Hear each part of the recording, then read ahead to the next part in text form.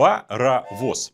Сегодня мы с вами поговорим о паровозах. О махинации, которую придумала Единая Россия и Путин, чтобы побеждать на выборах. Это буквально технология массового обмана, которая противоречит логике и вообще всему смыслу политического процесса. Вас просят голосовать за того, кто не избирается. Вам говорят: приходите на выборы, приходите, выберите себе депутата. Я очень рассчитываю на то, что граждане России примут в голосовании самое активное участие. Вы приходите, голосуете, а человек, чью фамилию вы увидели в списке, он не избирается в Госдуму и никогда не собирался. Этой осенью на выборах в Госдуму вы получите 2 бюллетеня. Первый с одномандатниками, то есть с конкретными людьми, из которых вам нужно будет выбрать одного. И этот один будет представлять ваш округ в Госдуме. А второй бюллетень, он гораздо более хитрый. Он состоит из партий и фамилий лидеров этих партий в регионе. То есть это те люди, которые пройдут в Госдуму, если в вашем округе за партию проголосуют хорошо. Чем больше за партию проголосуют, тем больше человек попадет из списка в Госдуму. Порядковым принципом. Сначала первый номер, потом, если больше голосов, то второй, если еще больше, третий и так далее. Но вопреки здравому смыслу, на первых местах в 44 из 57 региональных списках оказываются не самые известные, успешные или узнаваемые политики региона, а губернаторы. При том, что ни один губернатор в Госдуму не пойдет. Абсурд? Безусловно. Но проблема в том, что Единая Россия просто некого ставить в списки. Люди ненавидят Единую Россию. Слышали ли вы когда-то выражение «популярный политик из Единой России»? Я слышал это многократно. И я не слышал. Из-за неимением альтернатив в списке первым номером ставят губернаторов. Это просто лучшее, что бесполезные проворовавшиеся единороссы могут предложить. Других кандидатов у них для вас нет. И сегодня мы с вами возьмем одного такого самого классного кандидата и препарируем. Изучим подробно, что же там такое Единая Россия предлагает как свой самый мощный актив, как лучшего из лучших. Первый номер. А заодно и разоблачим крота. Настоящего чешского крота. Но знаете, не такого милого и доброго, как в старом мультфильме, а вороватого путинского крота-единоросса, который очень давно засел в российской власти и обзавелся элитной иностранной недвижимостью. Ну и, конечно, мы покажем, как на самом деле Путин борется с коррупцией. Какова цена этим всем бесконечным обещаниям и стратегиям. Мы отправляемся даже не в среднестатистический, а в один из самых бедных и маленьких регионов России, в республику Марий Эл. В свежем рейтинге по доходам населения Марий Эл находится на 79-м из 85 мест. Тут 20% населения зарабатывают меньше 1 МРОТ, то есть меньше, чем 12 130 рублей. Периодически выходят новости о том, как Марий Эл входит в лидеры списка худших регионов для жизни. Майские указы, которые устанавливают минимальные зарплаты врачам, учителям и другим бюджетникам, тут не просто не исполняются, как везде, они исполняются максимально вызывающе. Учитель начальных классов вместо положенных 32 тысяч получает максимум 20. А врач-невролог получает в лучшем случае 26 тысяч, хотя должен 64. Учителя здесь объявляют голодовку из-за низких зарплат. А потом государство пытается отнять у них детей, потому что нельзя жаловаться на зарплату в 15 тысяч. Надо проверить, откуда взялись такие конечно, цифры, безусловно. Потому что есть у нас минимальный уровень заработной платы, а МРОТ есть. Казалось бы, регион настолько бедный, что вообще здесь можно украсть? Из-за решетки над этим вопросом смеется вот этот человек. Его зовут Леонид Маркелов. Он был вечным губернатором, 16 лет возглавлял республику Марий Эл. Знакомая до боли история для любого региона. Губернатор единорос, в декларации 3 миллиона рублей, а потом бац, и в один прекрасный день попадается на взятки 235 миллионов. Сегодня в Марий Эл задержали экс-главу региона Леонида Маркелова. Его подозревают в покушении на взятку в размере 235 миллионов рублей. Все федеральные телеканалы освещали его дело, как будто пойман главный мафиози страны. А коррупции и бедности сейчас точно придет конец. Задержан бывший глава республики Марий Эл Леонид Маркелов. Был задержан экс-глава Марий Эл Леонид Маркелов. Был задержан бывший глава республики Марий Эл Леонид Маркелов. Следователи проводят обыски в домах экс-главы республики Марий Эл Леонида Маркелова. По телевизору отчитывались о том, сколько всего у него было изъято. А изъято было много. Торговый центр, спортивно-оздоровительный комплекс, квартиры и офисы, 16 автомобилей, 25 золотых слитков, 15 дорогих наручных часов, коллекция драгоценных монет, перьевых ручек, картин, коллекционных вин, икон и посуды. Общая стоимость более 2 миллиардов рублей. Большая часть имущества была записана на мачеху Маркелова. Адвокаты на суде говорили, что она сама заработала свои миллиарды, а сын губернатора, вообще не имеет отношения к ее бизнесу. Какая знакомая история, правда? Такая же мама-миллиардер сейчас у Володина, у министра Мантурова и у выгнанного умным голосованием из Мосгордумы единоросса Метельского. Маркелова приговорили к 13 годам колонии строгого режима. Спектакль по борьбе с коррупцией окончен. Путин всех победил, спас жителей Мари-Эл, выгнал ворюгу и вместо него назначил хорошего главу региона, который не будет воровать, не будет записывать миллиарды на маму, а в республике настанет новая, безоблачная жизнь и процветание. А вы говорите, Путин не борется с коррупцией. Не стыдно вам, скептики? Вы возглавите республику до выборов в сентябре этого года. В зависимости от результатов и принять участие в выборной кампании. Это очень серьезное дело. Это республика, которая имеет и потенциал в сфере производства, и особенно в сельском хозяйстве. Нового губернатора привезли прямо из Москвы. Вот он, наш сегодняшний герой. Первый номер в региональном списке по Мари-Эл на выборах в Госдуму в сентябре – Александр Евстифеев. Всю жизнь на госслужбе, предыдущие 13 лет работал судьей. Дослужился аж до председателя арбитражного суда Московской области. Вот как хорошо Путин выбрал, а? Судья. Не бандит там какой-то и даже не охранник, а заслуженный юрист Российской Федерации. Председатель целого арбитражного суда огромного российского региона. И народ выбор президента поддержал. На последних выборах губернатор набрал 88%. За это похвалю. Почти как в Чечне. Всеобщий любимец. Прозвучали и слова благодарности за этот откровенный разговор. Мы чувствуем, что вы знаете ситуацию в нашей республике и как-то оперативно это решаете, помогаете нам, простым людям. На первый взгляд к Евстифееву действительно придраться сложно. Доходы известны за много лет, карьера понятна, жена, не поверите, не миллиардерша. Он показательно скромен. В интервью он рассказывает про то, как, будучи губернатором, снимает двухкомнатную квартиру за 22 тысячи рублей в месяц. И как ему в ней здорово, ведь есть тренажер, телевизор и диван. Ведь человеку много не надо. Согласитесь, сразу ощущается разительный контраст с прошлым губернатором. Тот жулик и ворюга с элитной недвижимостью на миллиарды. Этот же скромный и честный. Даже, знаете, обидно рушить такую прекрасную картину. Но придется. Разница между старым и новым губернатором действительно есть, но не настолько разительная, как вам кажется. Ваш прошлый губернатор, дорогие марийцы, воровал и записывал все на мачеху, а этот ворует и записывает все на тещу. В 2016 году 67-летняя пенсионерка из Екатеринбурга решает собрать свои вещи и переехать в Москву. Лучший город земли. У нее звучное и запоминающееся имя Лилия Малинова. Она, как уверен любая уральская пенсионерка, подыскивает себе столичное жилье. Где же обоснуется наша пожилая гостья? Бутово, Восточная Дегунина, Бирюлево? Все это не подходит. А как насчет Арбата? Вот в этом доме на улице Композиторской Лилия Малинова покупает квартиру. 171 квадратный метр. Сейчас такая стоит больше 120 миллионов рублей. Начало московской жизни положено. Но, знаете, чего-то не хватает для комфортной жизни на пенсии, согласитесь. Наша Лилия приобретает еще 4 машины места на подземном паркинге. Это плюс 20 миллионов рублей. Итого уже 140. Мы изучили, кто в этой квартире был прописан. И сначала очень испугались. Там какие-то чужие люди. Что это? Знаменитая схема черных риэлторов, которые пытаются обмануть доверчивую пенсионерку и отобрать ее элитные квадратные метры? Но тревога оказалась ложной. Люди прописаны в ее жилье, ее ближайшие родственники, просто с другой фамилией.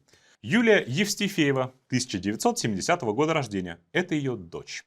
Артем Евстифеев, 1992 года рождения. Это внук. И Александр Евстифеев, 1958 года рождения. Это наш мариэльский губернатор. А на тот момент еще и председатель арбитражного суда Московской области. Похоже, что мы ошиблись с честностью и скромностью первого номера в региональном списке «Единая Россия». Должность его уже тогда приносила ему гораздо больше денег, чем отражено в его декларации. Тут что-то принесут, тут что-то прилипнет, здесь вопросик поможешь решить, там подскочишь, побормочешь. И вот 170-метровая квартира в самом центре Москвы и образовалась. 140 миллионов на квартиру. Это неплохо, но наш рассказ, как вы понимаете, только начинается. На кого еще можно записать элитную дорогую недвижимость, кроме тещи? Конечно же, на детей. Но тут проблема. Сын, которого мы обнаружили в арбатской квартире, тоже чиновник. Ничего на него не оформишь, потому что придется декларировать. Но есть и второй сын, Александр Александрович Евстифеев-младший. Когда ему было 19 лет, одновременно с покупкой квартиры на Арбате, он тоже обзавелся собственной дорогой недвижимостью. 2 нежилыми помещениями площадью 283 квадратных метра на юго-западе Москвы, на улице Каштаянца. Их стоимость 85 миллионов рублей. Вот этот дом – неплохое место недалеко от Олимпийской деревни. Вся эта недвижимость на 225 миллионов рублей была куплена семьей Евстифеева, когда он еще работал главой арбитражного суда Московской области. Но в апреле 2017 года Путин назначил его главой Марий Эл, бедной и небольшой республики, как мы помним, где нечего воровать, да-да. И фестиваль скупки Евстифеевым элитной недвижимости не просто продолжился, он набрал новые обороты.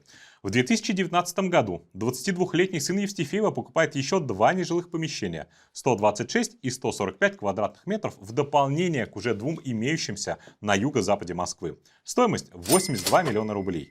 Несложно посчитать, что сейчас только пассивный арендный доход сына главы Марий Эл, нашего юного и талантливого инвестора, составляет более 750 тысяч рублей в месяц, что примерно в 26 раз больше, чем, например, у врача скорой помощи в Марий Эл. Выбирайте правильную профессию, как говорится, и родителей губернаторов. Двигаемся дальше. А где живет губернаторский отпрыск? Не в офисе же на раскладушке, правильно? Правильно. Живет он в суперэлитном доме в историческом центре Москвы в Хамовниках. Вот в этом доме жилой комплекс называется «Жизнь на Плющихе». Прочитаешь их рекламу и срочно хочется все бросить и жить на Плющихе. Ощущение легкости и беззаботности бытия, столь свойственной окружающей среде. Жизнь в комфорте. Атмосфера беззаботной жизни в доме невозможна без чуткой заботы профессионалов, умеющих работать со сложными системами, дорогими материалами и взыскательными клиентами. Колоритное соседство разных эпох, пышная зелень укромных двориков и общий флер покоя и безмятежности. Сын губернатора Евстифеева в 22 года так нуждался во флере покоя и безмятежности, что приобрел здесь 182 квадратных метра. Рыночная стоимость 248 миллионов рублей, четверть миллиарда. Давайте посмотрим на планы. 3 спальни, 3 санузла, кухня, гостиная, вид и на роскошный внутренний двор, и на город. И несмотря на ощущение легкости и беззаботности бытия, обещанные застройщиком, наш парень все-таки заскучал по отцу. Ведь он где-то там, в Иш-Королев, в съемной квартире за 22 тысячи в месяц, ну, если верить государственным информагентствам. И летом 2020 года сам губернатор Евстифеев покупает соседнюю с сыном квартиру площадью 147 квадратных метров. Рыночная стоимость такой 200 миллионов рублей. Мы нашли в продаже точно такую же. Обе квартиры куплены сразу, без всяких ипотек. Добавляем в копилочку недвижимости семьи Евстифеева эти 2 объекта. Это 448 миллионов рублей. И подводим промежуточный итог общей оценки недвижимости главы Марий Эл в 755 миллионов рублей. Неплохо, но в конкурсе воров и коррупционеров он все еще уступает бывшему губернатору Маркелову. Поэтому ищем дачу. Сначала нас ждет разочарование. Открываем последнюю декларацию Евстифеева и видим, что он продал свою дачу. Вот доход от продажи загородного имущества. Дача была вот тут, в деревне Веледниково Истринского района Московской области. Площадь участка 23 сотки, а дома 350 квадратных метров. Отличное, дорогое место. От бывшей дачи Евстифеева до знаменитой дачи Володина всего 800 метров. Нам так там понравилось, что мы решили осмотреться. А что тут еще есть? Вот, например, соседнее владение даже посолиднее, раза в 1,5 больше, чем Евстифеевское. Но вот просто из любопытства посмотрим. Некий Алмаз Валиахметов купил ее совсем недавно, в марте 2020 года. Смотрим по базам просто на всякий случай, мало ли. И вот тена, некий Алмаз с номером Валиахметова продает от своего имени в Екатеринбурге квартиру. Правда, принадлежала эта квартира, знаете кому? Жене Евстифеева. Или вот другое объявление. Сдают нежилое помещение площадью 134,1 квадратный метр на улице Каштаянца в Москве. Вау, какое удивительное совпадение. Помещением с такой же площадью с 2016 года владеет младший сын Евстифеева Александр. Или вот еще. Помните тещу Лилию Малинову, о которой мы рассказывали в начале? Ее роскошный Mercedes S350 страховал тоже некий Валиахметов. Он же и парковал этот автомобиль. А работает Алмаз в интерьерной студии Бенвенути, которой до недавнего времени владела жена Евстифеева. А сейчас она переписала фирму на свою партнершу. Если у вас остались хоть какие-то сомнения по поводу связи господина Валиахметова с губернатором Республики Марий Эл, то вот вам последний веский аргумент. Криминальный. Кстати, на уголовное дело по факту взятки вполне тянет. У старшего сына Евстифеева, Артема, была квартира в Сочи, 108 квадратных метров. Он владел ей с 2012 года. И в 2019 Артем передал эту квартиру тому самому Валиахметову. Валиахметов провладел ей меньше месяца, а затем продал Марийскому целлюлозно-бумажному комбинату, одному из крупнейших предприятий республики и главному загрязнителю воздуха в Марий Эл. Вот за полгода до продажи сочинской квартиры Евстифеев слушает от природоохранного прокурора, как это предприятие уничтожает экологию региона. Да, Марийский целлюлозно-бумажный комбинат по объемам выбросов и сбросов в окружающую среду находится на первом месте. Это крупнейшее предприятие и загрязнитель. А через несколько месяцев этот же комбинат покупает у сына губернатора через посредника квартиру в Сочи. Ну, видимо, другой сочинской квартиры целлюлозно-бумажный комбинат не смог найти. А как же целлюлозно-бумажный комбинат сможет обойтись без квартиры на море, расположенной в 1500 километрах от Марий Эл? Ну, никак. В общем, этот Валиахметов либо водитель, либо дальний родственник, либо и то, и другое. Главное то, что он очень близкое, доверенное лицо, на которое Евстифеев записал свою новую дачу. Стоимостью, кстати, 200 миллионов рублей. Увеличиваем наш счетчик имущества главы Марий Эл до 955 миллионов рублей. Миллиарда пока нет, но и, знаете, мы пока не выложили все козыри. У вас, дорогие зрители, наверное, созрел вопрос. А, собственно, Георгий, ты в начале ролика говорил нам про какую-то Прагу, про очень дорогую классную недвижимость, но так ничего и не показал. Ну что ж, мы с моим другом Александром исправляем ситуацию. Дело в том, что мы сейчас находимся прямо в центре Праги, в суперэлитном районе. Вот тут вот парк, за парком речка, а напротив находится суперэлитный жилой комплекс Ланова. Именно здесь, в конце 2016 года, Александр Евстифеев купил даже не одну, а две квартиры. Их общая площадь 335 квадратных метров, а стоимость больше 750 тысяч евро. На момент покупки это около 54 миллионов рублей. Оформил он это, конечно же, не на себя, а на свою старенькую тещу. У придирчивого зрителя вполне мог возникнуть вопрос. Может быть, я просто показал случайный дом в Праге и приписал его Евстифееву, ну, чтобы оклеветать патриотичного единоросса. Справедливый вопрос. Поэтому вот справка на имущество в Праге. Всем владеет Лилия Малинова, как мы уже установили, теща Евстифеева. И адрес ее тут есть: Композиторская, 17 в Москве. Это та самая квартира из нашего расследования стоимостью 140 миллионов. В ней прописана вся семья Евстифеева. А вот документы о стоимости двух квартир в Праге при покупке. Суммарно 21 миллион чешских крон или 54 миллиона рублей по курсу на момент покупки. Смешно, что еще весной Чехия была официально объявлена недружественным для России государством. Один из лидеров списка «Единой России» Сергей Лавров говорил, что там созданы просто невыносимые условия для российских чиновников. Как странно, а Евстифееву, кажется, там очень нравится. Знаете, вот посмотрели мы на этот жилой комплекс, посмотрели, где находятся две квартиры губернатора Марий Эл Александра Евстифеева, но чувство завершенности почему-то так и не наступило. Вот есть у меня ощущение, что это еще не все, что есть еще какая-то недвижимость у них в Чехии. Так что стоит нам, видимо, отправляться в путешествие и ехать на другой конец Чехии.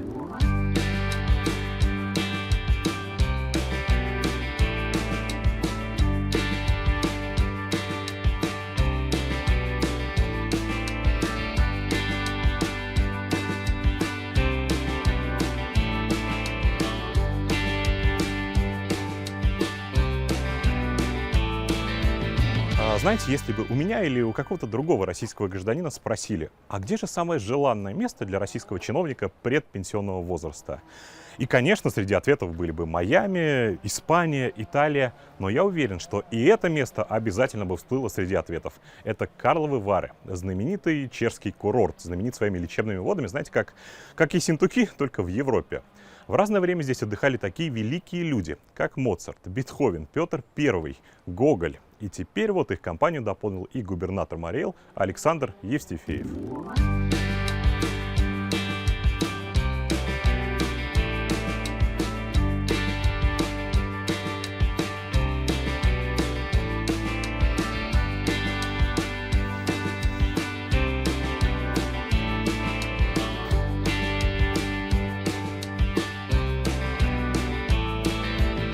В Чехии Евстифееву явно понравилось. Он достаточно быстро распробовал все прелести жизни в стране, где есть санкционная еда и нет любимой партии «Единая Россия». Вот здесь, вот видите, за моей спиной находятся 3 похожих домика. Это один большой жилой комплекс. Сюда приезжает Евстифеев примерно через 40 дней после покупки апартаментов в Праге и оформляет себе новое жилье. Площадь примерно 100 квадратных метров, а стоимость 8 миллионов рублей. А вот документы на квартиру в Карловых Варах. Лилия Малинова с улицы Композиторская платит за нее 3 миллиона чешских крон или 8 миллионов рублей. Итого в Чехии мы насчитали имущество у Евстифеева на 62 миллиона рублей. А суммарно стоимость имущества семьи главы Марии Л. Евстифеева, который всю жизнь провел на госслужбе, переваливает за 1 миллиард рублей. Удивительный факт. Ничего из этой недвижимости не находится на территории Марии Л., которую он возглавляет. Евстифеев не какой-то уникальный для России губернатор, а вообще довольно типичный. Так устроена путинская Россия. Путин выбирает верного ему ворюгу и отправляет его пастись в регион, где тот ни разу не был. Интересы марийцев? Нет, не слышали. Мнение жителей не учитывается. Путин лучше знает, что вам в регионе нужно. Если нет дороги, зачем машина? Где вы ездите? А еще он знает, что если разрешить своим эффективным менеджерам воровать вдоволь, то они скажут спасибо, нарисуют и принесут на выборах нужный Единой России процент. И вот сейчас жулик Евстифеев назначен первым местом в партийном списке по Марии Эл, то есть самым лучшим кандидатом, паровозом, который им поможет Единой России въехать в Государственную Думу. Сам он, конечно, ни в какую Думу не собирается. Через пару дней после выборов он скажет, что передумал, и его место займет какой-то следующий единорос, имя которого вы даже не знаете. Ну а мы с вами обязаны этому помешать. Умное голосование уже сработало для Марии Эл отличнейшим образом. В 2019 году на выборах в Государственное собрание республики при помощи умного голосования удалось лишить Единую Россию 11 мандатов. В 2014 году избралось 46 человек, а в 2019 35. Да и Единую Россию там не любят. На последних выборах в Госдуму она набрала там меньше, чем по стране. 46% при среднем результате по России 54%. Не допустить местных единороссов в Госдуму абсолютно реально, но только если мы все будем действовать вместе. По спискам, тут совсем просто. Просто не голосуйте за Единую Россию. Даже если заставляют на работе, скажи начальнику, что проголосовал, а сам отдай голос кому-то еще. И с одномандатными округами тоже несложно. Умное голосование выберет того, кто имеет максимальный шанс победить единоросса. А вам нужно просто узнать его имя и проголосовать. Списки кандидатов ближе к выборам можно будет посмотреть в нашем приложении. Называется «Навальный». В нем без всякой регистрации, просто введя свой адрес, вы можете получить рекомендации умного голосования.